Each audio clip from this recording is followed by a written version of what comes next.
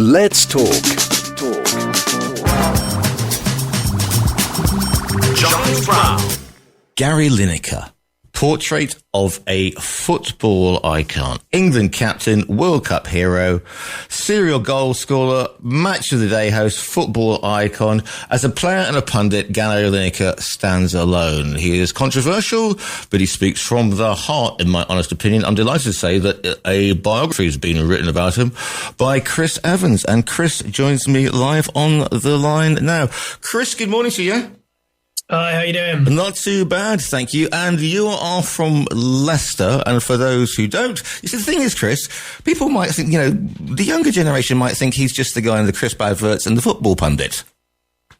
Yeah, I mean, this is one of the main reasons we wanted to write the book, is that I think even some of the people who were around at the time of his playing career have perhaps forgotten some of the heights that he scaled because he's been on TV for so long. So kind of wanted to write the book to reveal or, take people down memory lane or actually inform people of what Gary Lineker 1.0 was.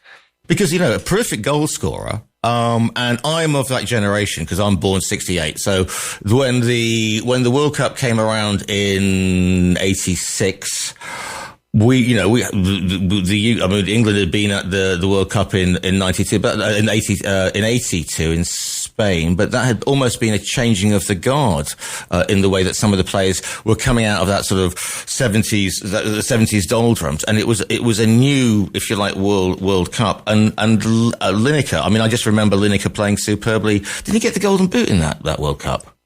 He did, but it didn't necessarily start as brilliantly as that. I mean, there were a few questions about whether he was even going to stay in the team going into that third game against Poland, when he famously scored the hat trick and helped inspire England to get through. And obviously, then he scored 2 against Paraguay, scored against Argentina, and came out with a golden boot. But he'd not scored for 5-6 games before that game against Poland. And I think he was. You talk about the 70s doldrums. I think there'd been a lot of players during that time and during the early and mid 80s who'd scored a lot of goals domestically but hadn't replicated that for England. And there were a few questions whether that was going to happen to Gary as well.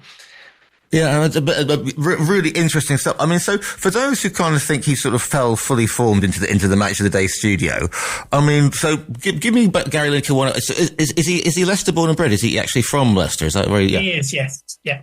And so his first, talk me through the early years, because it's presumably Leicester is the first sort of, I was going to say Premier League club, but that didn't exist back then. So is Leicester the first big club, shall we say, he plays for? Yeah. So, during the time that he was kind of breaking through during the 70s, there was no academy system like there was today. So he was playing for a little club called Elston Park on the outskirts of Leicester. And it was a junior side. And there's quite a few of those got picked up by Leicester. They got apprentice deals, but actually Gary wasn't one of the main stars. So to say he didn't fall into the match of the day studio, he didn't fall into professional football. He didn't fall into that Leicester City team, really. He had to work at it. And eventually kind of got his place, got a regular run in the team and started scoring lots of goals. So he was at Leicester for a number of years and then got the big move to Everton. And that was 12 months before that World Cup. In 86, where he won the Golden Boot and the move to Barcelona. So it all kind of exploded for him.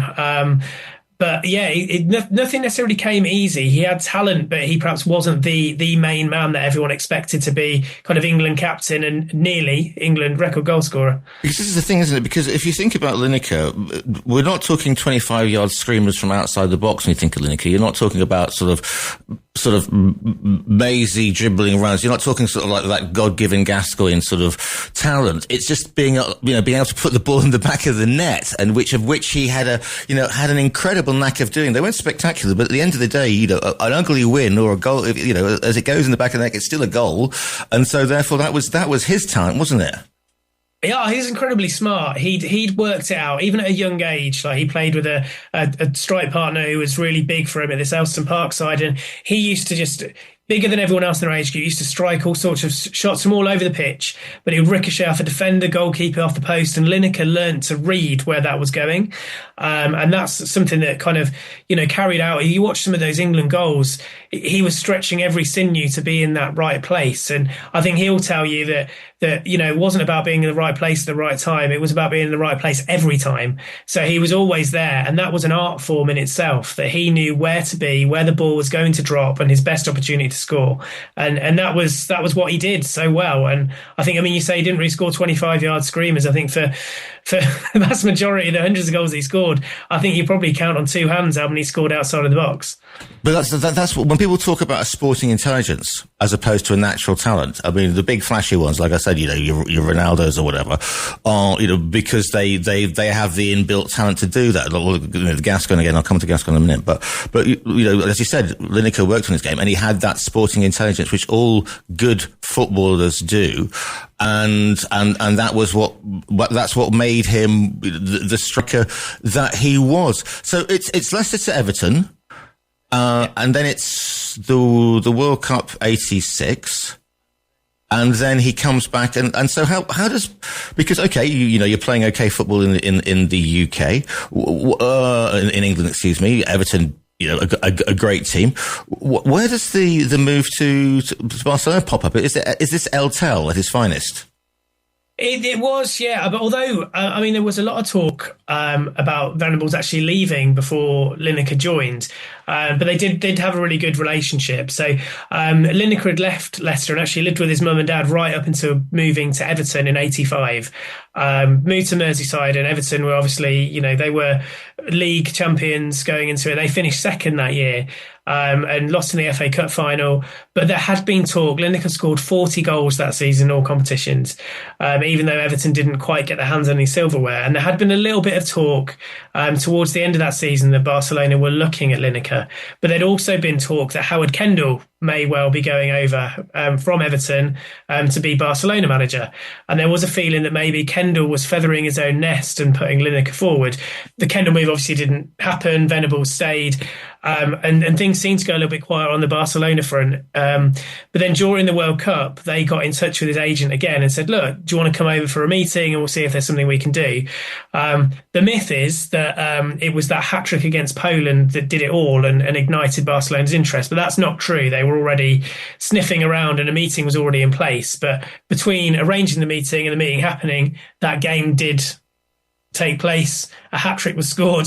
Obviously, that didn't do him any harm whatsoever when it came to negotiations. And then there was sort of this feeling after that it was almost inevitable that he was going to end up at Barcelona. And Venables and Lineker were on TV together during the World Cup final in BBC, had them both in the studio. And there was a sort of kind of uncomfortable flirting between the two of them. Lineker saying, I'll end up where I want to be that time. And Venables had that sort of glint in his eye. And eventually, the two came together. So it all kind of came about, but it wasn't perhaps in the same way that everyone thinks. That Barcelona had a long-standing interest or a longer-standing interest in Lineker than just simply that World Cup. But the thing is, with any Spanish club, because Spanish football is different, Chris. Completely. And Barcelona, Real Madrid are monsters, and they take players in and they eat them. And the team sheets are littered with those who came across to either Real Madrid or Barcelona, and the passion and the way they play and the expectation and the 24/7 media interest in the build-up and the scrutiny, it can break some people. They can underperform. But Lineker, strangely enough, thrived. Is this because of his intelligence and he immersed himself in the culture and he really got what it was to be a player for Barcelona? He did, and I think that's part of why he wanted to go to Barcelona. Obviously there was all the football side of it, and Everton couldn't play in Europe because of the Heysel ban of English clubs. But, I think Lineker as a person, he'd realised that he wanted to go and explore new cultures. And obviously the world is a lot smaller now than it was then. So a move to Barcelona was big because it's not so easy that you can just pop to an airport and there's several flights home. He was going over there and this was kind of like a voyage into the unknown. But he really embraced that. He learned Spanish. He wanted to make sure he was living in the heart of kind of Catalonian culture, and I think that's why really the fans took to him. But he was at the same time. Mark Hughes was there at the same time as a strike partner. Venables brought him in too, and there was a feeling that while Hughes kind of did also try to get involved, it was Lineker who really kind of endeared himself to the fans a little bit more because of that. And he kind of flourished in that time. And Hughes, lasted a year before being loaned out. And I think that's the difference, really. I mean, you see a lot of players at that time. I think there was a famous quote Ian Rush said is difficult because no one speaks English, right? But Lineker wasn't like that. He wanted to be part of that. If he was going to Barcelona, he wanted to be part of Barcelona. Yeah, Rush also said, well, being at Juventus was like being in another country because it was. But yeah, I mean, he's still, El Tel is a god in Barcelona, as is Lineker. And then, of course, from that, I mean, Italia 90, the competition that turned the footballing world on its head, made national heroes out of people. I mean, it is kind of fairy tale stuff. It's high drama. Lineker's at the centre of it. There's the Cameroon game. It starts slowly. I mean, just explain how important that was on a footballing basis to Lineker, and obviously a young Gascoigne, and the whole Robson and whatever from there. Well, I think, 86 is a massive thing for Lineker in terms of kind of his own status. But yeah, 1990 was much bigger because I think it helped a lot of British people fall back in love with football, because there was a huge issue going on. Obviously, the hooliganism in the 80s. England hadn't really performed particularly well.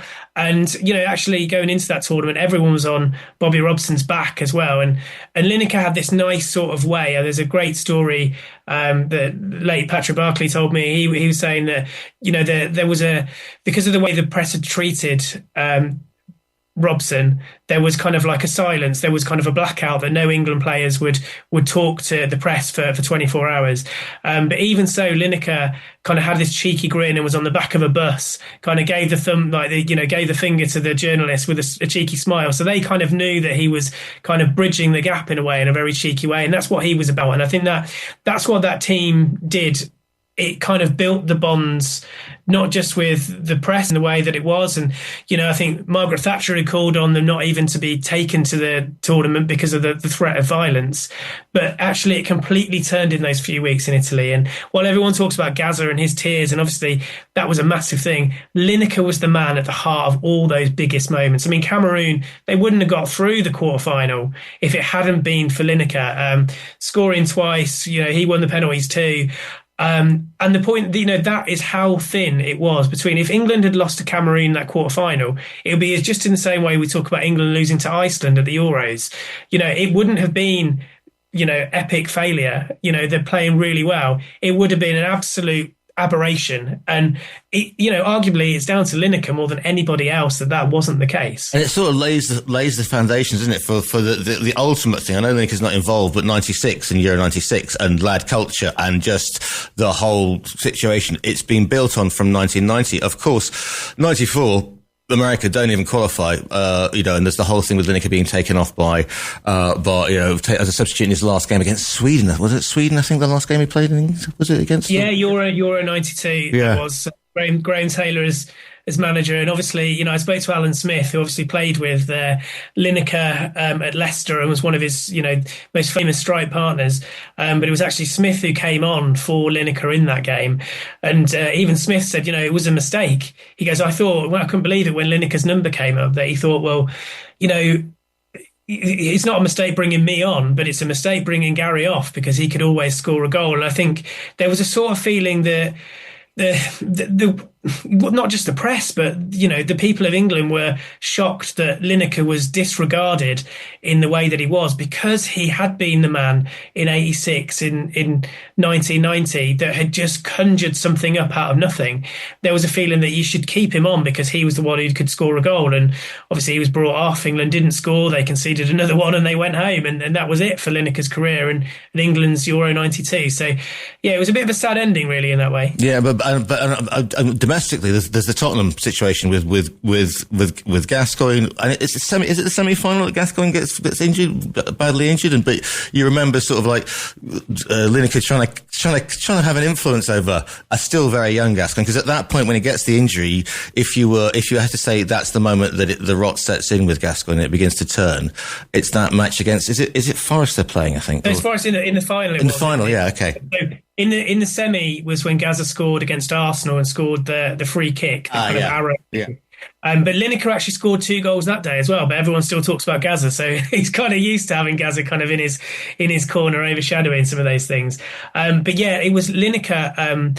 I mean, you can see the way that he deals with everything now still. He's very calm. He's very measured. He's got a brilliant way, and probably this is why he's such a great goal scorer, is that he has this brilliant way of kind of compartmentalizing things. So, there's a chance missed. There's one of these big things happen, but it's happened. You move on. And I think that he was that for those Spurs players in that final. He this injury had happened and Gaza he'd been the talisman all the way through that run. And Lineker kind of thought, right, okay, I'm not going to let my chin drop. I'm not going to let my head drop. I'm going to let everyone else do that. And he was pivotal in turning that around and winning that. And that was his only trophy that he won, or domestic trophy in England that he won. So it was a big moment for him as well, as much as it was for Tottenham.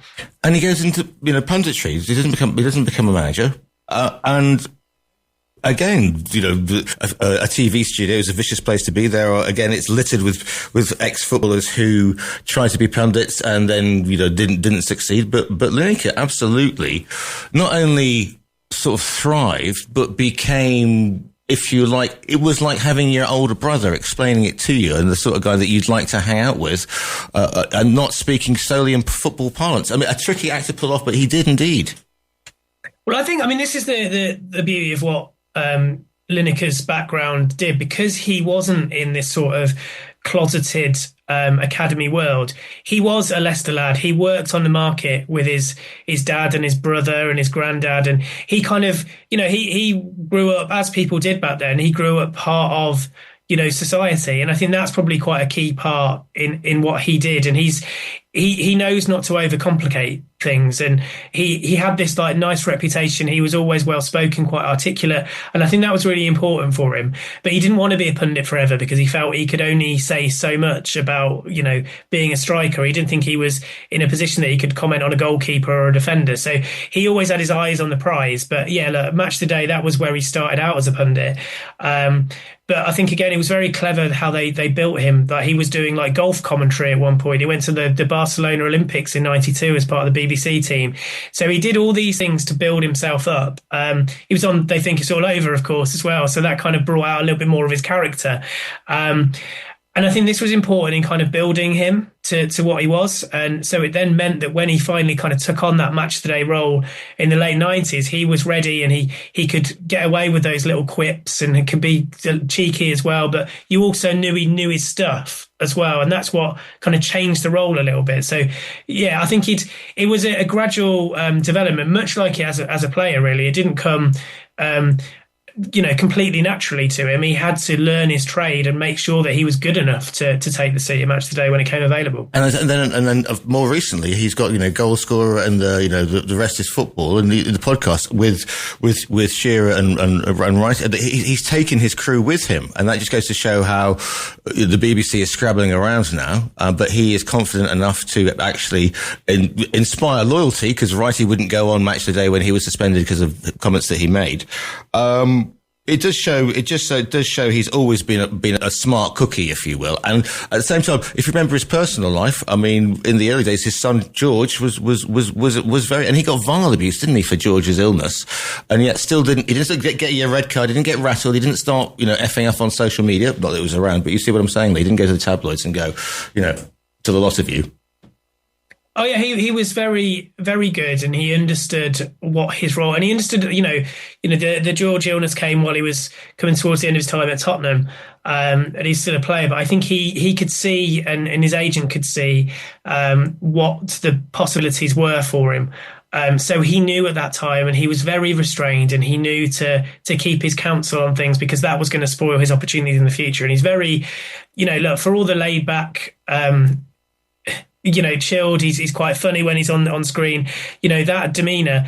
Don't be fooled that underneath there's someone with, he's got something behind him, and he's fiercely ambitious, and he always knew how he was going to do that. And I think that it's a brilliant example of how to control that, I suppose, because he's not so much that he was a threat, but he was enough that people wanted to be, and they respected what he was doing, and they realized that this was a guy to be part of. And I think, so many people I spoke to said how much they loved Gary. Even if they're still not in contact with him, they said, they really liked him. And I suppose that's a key part of it as well. If you can get people to like you along the way, then people are more likely to want to back you. They want to support you, or they want to kind of like get involved with, if you've got a podcast that you're going to do or anything like that. There's something there. You follow a person, don't you? At the end of the day.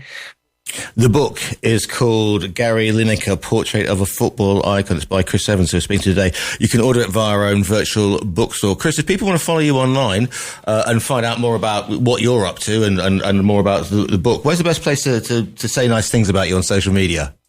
You can find me on X at Chris Evans Write, write as in WRITE, like as a writer. Follow me on there.